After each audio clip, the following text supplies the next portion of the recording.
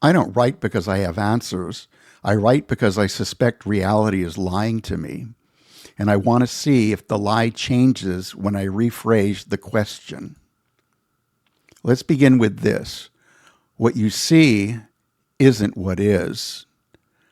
Your reality, your entire world is an approximation, a composite, a kind of cognitive collage stitched together from faulty inputs.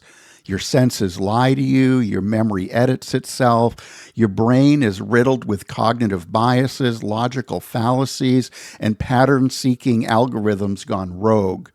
And then we try to explain it all to each other using language, a tool so imprecise it barely qualifies as a translation device. We don't experience truth, we experience compression artifacts, and we call that knowledge.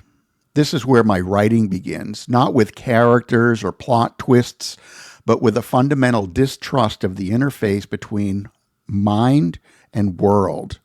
Take identity, or the self. These aren't things, they're stories, convenient fictions like weekends or national borders, constructs with heuristic value, sure, but real? No more than a shadow is a building. We pretend there's a stable me inside us, authoring thoughts, making choices, carving some tidy arc through life. But that self is just a reconstruction, the autobiography your brain keeps writing to justify events it never controlled.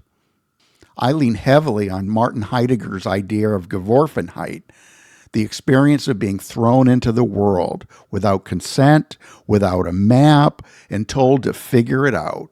And Galen Strawson's critique of the self-made self, the Causa sui argument, which says essentially, you can't be the author of yourself unless you created the conditions that created you, which, unless you're a time-traveling demigod, you didn't.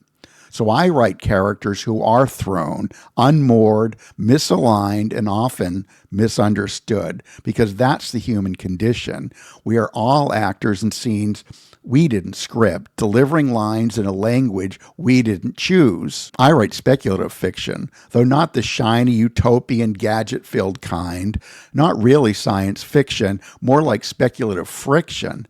I change one or two elements of reality not to escape it, but to interrogate it. What happens when agency is chemically modulated in propensity? What if alien contact isn't about conquest, but about survival? And what happens when a man falls out of space and time into a world where even language can't catch him? Temporal Babel. What if cloning isn't a miracle of science, but just another failing of design? Hemo Sapiens. These aren't stories with answers, they're questions with teeth. In my stories, misunderstanding isn't a glitch, it's the plot. In Temporal Babel, language is a wall. In Sustenance, it's a medium of distortion that aliens don't speak. They resonate, and humans are indecipherable noise. I don't believe in perfect translation because I don't believe in perfect understanding. Meaning is never clean, it's negotiated, fought for, and often lost. You might ask, why not write essays, philosophy papers, blog posts riddled with footnotes? In fact, I do. But this is about the fiction contained within fiction, not the fiction we mistake for reality, because the world already runs on narrative, ideologies, brands, identities, economies, all held together by the thinnest of storytelling threads. What fiction lets me do is to pull at those threads, tug at the seams, introduce a glitch into the premise, not to destroy the illusion, but to reveal its scaffolding, to say, what if this thing you took as natural wasn't? What if cause and effect were just coincidence and drag? What if the story was telling you, not the other way around? Fiction is where I run the simulations to see which parts collapse and which lies we're still willing to believe, because fiction lets me test these ideas in hostile conditions. Fiction makes the abstract visceral.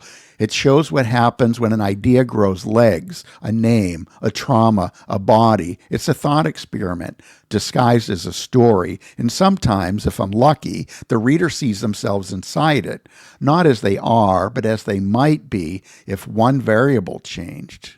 So that's why I write, not to explain the world, but to mistrust it, rebuild it, and watch it fall apart again, because fiction doesn't fix anything, but it can make the cracks visible, and sometimes that's enough. And what are your thoughts on fiction? I'd like to read them. Click the bell icon to receive notifications when I post new content. Back to bleeding on the page. Ciao.